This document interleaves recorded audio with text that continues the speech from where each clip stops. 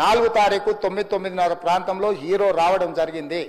రావడం కారులో వచ్చి థియేటర్లపై సినిమా తీసి మళ్ళీ కారులో వెళ్ళిపోతే పెద్దగా ఇంత ఇబ్బంది జరుగుతుండేనేమో లేదో నాకు తెలియదు.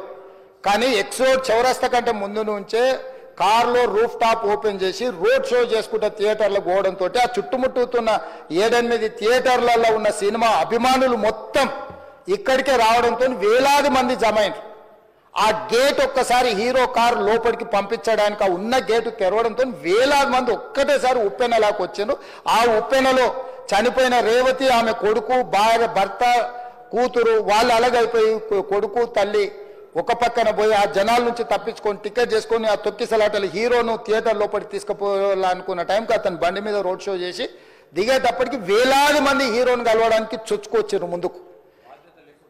అసలు అంటే ఈ రకమైన వాతావరణంలో అతన్ని లోపలికి తీసుకువెళ్లాల్సిన సందర్భంలో అతను ప్రైవేట్ సెక్యూరిటీ ఇవాళ రేపు మనం ఫంక్షన్లలో బౌన్సర్లు అని మనం చూస్తూ ఉన్నాం.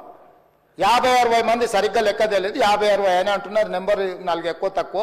ఆ బౌన్సర్లు అందరు మీదికి వచ్చే అందరు అభిమానులను విపరీతంగా అడ్డంగా ఎట్ల పడితే అట్లా తోయడంతో అటు నుంచి అభిమానులు హీరోని చూడాలి కలవాలని ఒకవైపు నుంచి వాళ్ళని హీరో దగ్గరికే రానియొద్దని ఆయన ప్రైవేట్ సెక్యూరిటీ వెనక్కి నెట్టడం వల్ల ఈ తొక్కిసలాటలో హీరో థియేటర్కి వెళ్ళి లోపలికి వెళ్ళి చూసినాక పోలీసులు ఈ మొత్తం క్రౌడ్ని ఈ మొత్తం అక్కడ ఉన్న జమైన జనాలను అందరిని కూడా తీస్తే ఒక తల్లి కొడుకు అక్కడ శవాలుగా పడి ఉన్నారు. ఆ తల్లి అంత తొక్కిసలాటలు కూడా నేను ఆ వీడియో చూసిన ఆ తల్లి లోపలికి వచ్చినప్పుడు కొడుకు చేయి పట్టుకొని ఎంత జాగ్రత్తగా కొడుకుని తీసుకొని వస్తుందో తల్లి ప్రేమ ఎట్లుంటుందో అక్కడ నాకు చూసి నాకు అర్థమైంది. ఆ శవాలుగా మారిన తల్లి కొడుకు చేయి ఇడవలే అధ్యక్ష, అట్లే చేయి బిగ్గర పట్టుకొని పోలీసు వెళ్ళి చూస్తే ఆ తల్లి ఆ పిల్లగాడు ఆ తల్లి ఆ చెయ్యి వదలకుంటే కన్నబిడ్డను పట్టుకుని తల్లి చచ్చిపోయింది అధ్యక్ష. అట్లాంటి సిచ్యువేషన్లో పోలీసులు తల్లిని కొడుకుని హాస్పిటల్కి అక్కడ ఫస్ట్ ఎయిడ్ ట్రీట్మెంట్ చేసిండ్రు.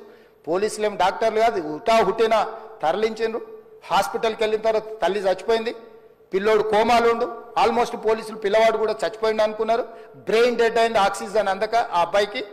సో ఆ సిచ్యువేషన్లో వెనక్కి పోలీసులు వచ్చి హీరో గారికి విషయాన్ని తెలియజేసి హీరో గారు వెళ్ళిపోతే హీరో ఎందుకు వెళ్ళిపోవాలనుకున్నారు పోలీసులు అంటే ఇంకా వేలాది మంది అభిమానులు అక్కడనే ఉన్నారు.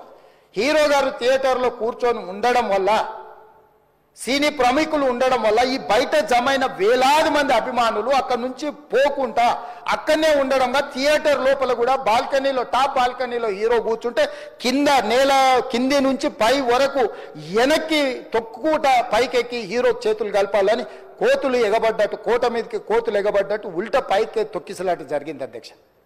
థియేటర్ వాళ్ళు పోలీసులను హీరో దగ్గరికి వెళ్ళి చెప్పడానికి కూడా అనుమతి ఇవ్వకుండా థియేటర్ వాళ్ళు పోలీసులను బ్లాక్ చేశారు అధ్యక్ష.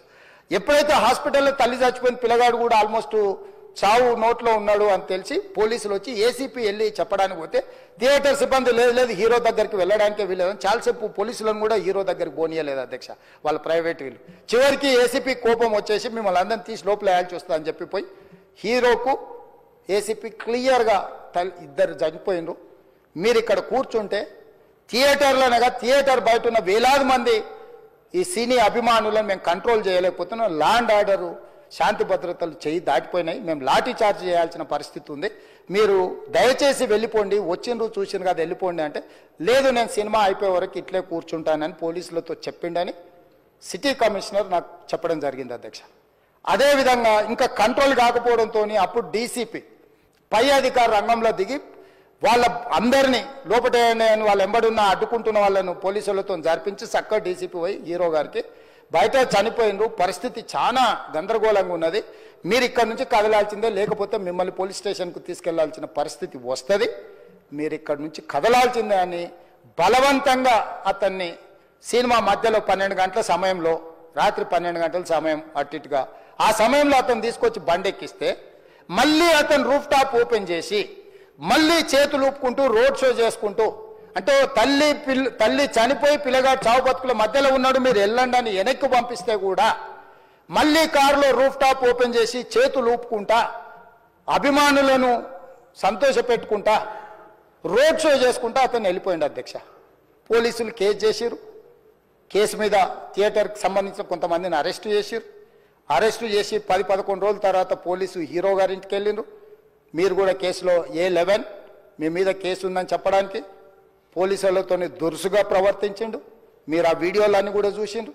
ఆ పరిస్థితిలో చట్టాన్ని అమలు చేసే పోలీసులు ఆల్రెడీ ప్రాణాలు పోయినాయి. ఒక నిరుపేద తల్లి చనిపోయింది, కొడుకు చావు బతుకుల మధ్యలో ఉన్నాడు. ఆ రోజు కోర్టుల కేసులు కూడా వస్తున్నాయి. కోర్టుకు కూడా మీరు విచారణలు ఏం చేసిండ్రని కోర్టుకు కూడా పోలీసులు జవాబు చెప్పాల్సిన పరిస్థితి ఉండేది. నూర్బాయ్ లాంటి వాళ్ళు, లేదంటే కళ్యాణ్ గారి ఫ్యాన్స్ మన ఎవరో అంటేనే వాళ్ళందరికీ నేను వెళ్ళి పర్సనల్ సార్ ఇక్కడ నుంచి విజయవాడ వెళ్ళాను సార్, ఎవరినో కలవటానికి ఒక లేడీని, ఒక వైజాగ్ వెళ్ళాను. ఇక్కడ నుంచి ఎక్కడో ఉప్పలు ఉంటే ఎక్కడో దాటుంటే ఎక్కడికో వెళ్ళాను. అలాంటిది నా ఓన్ ఫ్యాన్స్, నాకు నా ఫ్యాన్స్ అంటే ఎంత ఇష్టం మీ అందరికీ తెలుసు. అలాంటి నా ఓన్ ఫ్యాన్స్ నా ఓన్ థియేటర్లో నేను ఉన్న ప్రెమిసెస్లో అలా జరిగిందంటే నేను వెళ్ళి కలవనాలని, వాళ్ళు కలవాలి నాకు ఉండదా? అది మినిమం కదా. అసలు ఎవడైనా వెళ్ళి కలుస్తుంది, ఎందుకు కలవను నేను కలవకపోవడానికి ఓన్లీ రీజన్ ఏంటంటే I'm legally I'm tired, I can't go. అంత మాత్రం నేను స్పందించలేదు అని అనడానికి కూడా లేదు. సో నాకు ఏం చేయాలో తెలియక నెక్స్ట్ డే సరే వాసు మనం వెళ్ళకపోతే బాగోదు, ఏం చేయాలో తెలియక అప్పటికప్పుడు ఒక వీడియో పెట్టా. ఎందుకంటే నేను కూడా షాక్లో ఉన్నా, జెన్యున్లీ నేను కూడా షాక్లో ఉన్నా. అరే ఇలా అయింది ఏంటి, ఎటు కాకుండా హాఫ్గా ఉన్నాను నేను జెన్యున్ చెప్పిన హాఫ్ ఉన్నాను నేను. ఇప్పుడు కూడా కొంచెం హాఫ్గానే ఉన్నాను నేను. నాకు తెలుస్తుంది నేను కరెక్ట్గా సెంటర్డ్గా లేను, కొంచెం ఆఫ్లోనే నాకు తెలుస్తుంది. ఎనీవేస్ నెక్స్ట్ డే నేను ఒక వీడియో పెట్టా, సరే to at least show that I'm there. It's not even about the money, అంటే it is just money is just justice to show that I'm willing to do something అని చెప్పడం కోసం. ఆ తర్వాత మేము ఏం చేయొచ్చు ఆ తర్వాత మేము అన్ని సెలబ్రేషన్స్ క్యాన్సిల్ చేసాం. వద్దు అసలు వాళ్ళకి అలా ఉంటే మనం ఎలా సెలబ్రేట్ చేస్తాం, మొత్తం అన్ని క్యాన్సిల్. పెద్ద ఫంక్షన్స్ అక్కడ కర్ణాటకలో అక్కడ ఇక్కడ పెద్దగా చేద్దాం అనుకున్నాం. వద్దులే ఇంకా దీని తర్వాత అన్ని షట్ చేసానని చెప్పేసి ఇంకా నా ప్రయత్నంలో నేను ఏం చేశానంటే, డాడీ మీరు వెళ్ళి కలవంటే ఆయన కూడా కలవకూడదు అన్నారు. ఓకే ఒక స్పెషల్ పర్మిషన్ పెట్టి నువ్వు వెళ్ళు, పోనీ మా ఫాదర్ ఇన్ లా పంపించండి, లేదంటే సుకుమార్ గారు పంపించండి, లేకపోతే వాళ్ళ వైఫ్ని పంపించండి, లేకపోతే ప్రొడ్యూసర్స్ పంపించండి, బన్నీవాసం పంపించండి.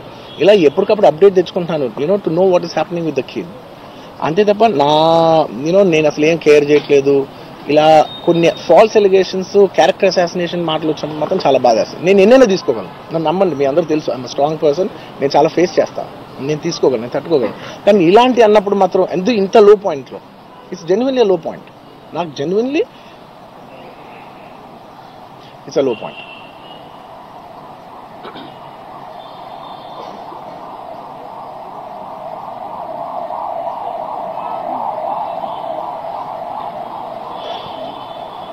నేను సినిమాలు చేసేదే మీరు థియేటర్కి వచ్చి ఎంజాయ్ చేయాలని.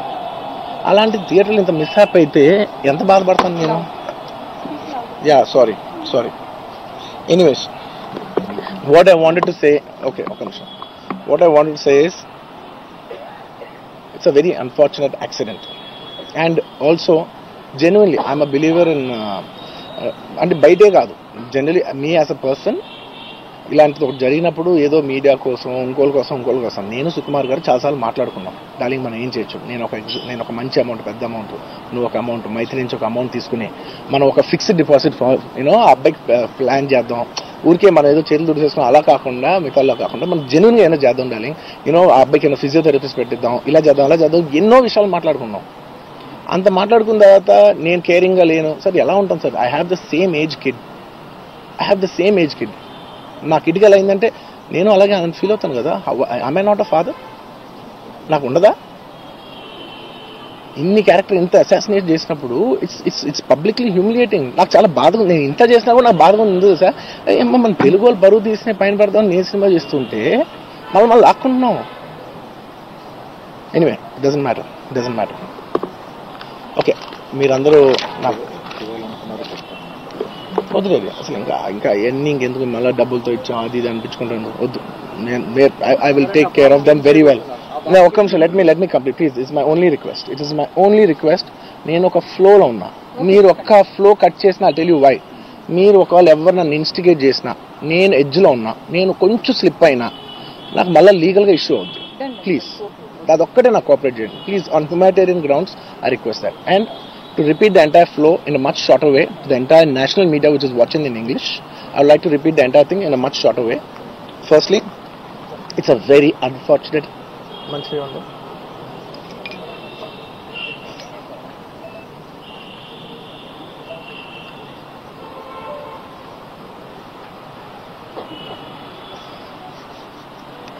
Firstly, it's a very unfortunate thing. It's an unfortunate accident which nobody is at fault. Genuinely speaking, nobody is at fault. Andaru worked with their best intention. Genuinely. ఇదే ఒక్క డిపార్ట్మెంట్ బ్లేమ్ చేసినా కూడా చాలా తప్పు అవుద్ది. On human scale అందరూ the the best efforts, including ఒక అంటే నేను అనొచ్చో లేదో కూడా నాకు తెలీదు, బట్ అది లీగల్